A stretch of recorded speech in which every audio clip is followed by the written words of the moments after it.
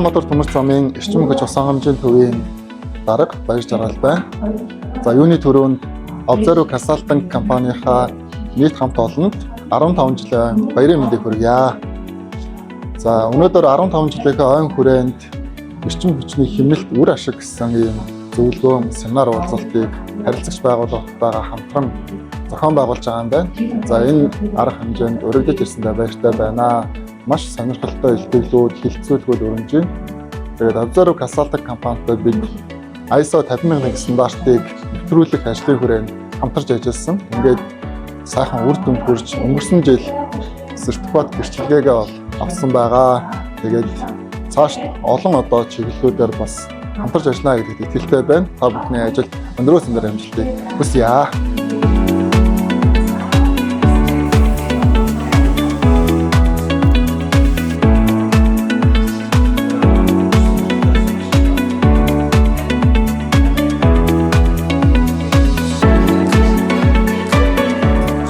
Observe Consulting компани тал хичээлдээ зохион байгуулж байгаа эрчим хүчний хэмнэл зүй зохистой хэрэглээний талаарх энэ арга хэмжээг оролцож байгаадаа баяртай байна. За манайх эрчим хүчний зохицол гараанаас энэ арга хэмжээнд бүр оролцож байгаа.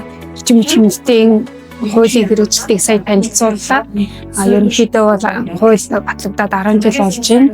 Энэ хооронд бол өөр хүлээсэн хэрэглэгч нэлээдгүй одоо үр дүнтэй ажлуудыг хийж хэрэгжүүлсэн байгаа. За тэгэхээр цаашид бид нар яах вэ гэхээр одоо энэ эрчим хүч хэмнэсэн эрчим хүчний хэмжээгээ бид нар хэмжиж тооцож баталгаажуулах буюу MRV системийг хэрэгжүүлэх. За мөн нэг бүтээгдэхүүн оногдох эрчим хүчний хэрэглээг бууруулах буюу MEPS-ийн стандартыг нэвтрүүлэх энэ арга хэмжээг илүү хөдөлгөөн анхаарах талаар танилцууллаа. За Observe Consulting компани 15 жилийг болж байгаа энэ үйл ажиллагаанд оролцож байгаадаа баяртай байна. Тэгэхээр энэ Observe Consulting компани яг энэ эрчим хүчний хэмнэл зүй зохистой хэрэглээ ISO 50001 эрчим хүчний менежментийн чиглэлээр шилжүүлэхгүй ажиллаж энэ хэмнэлтийн хуулийн тодорхой хэмжээний нөлөө үзүүлж явдаг баярлсан талаар хэлж байна.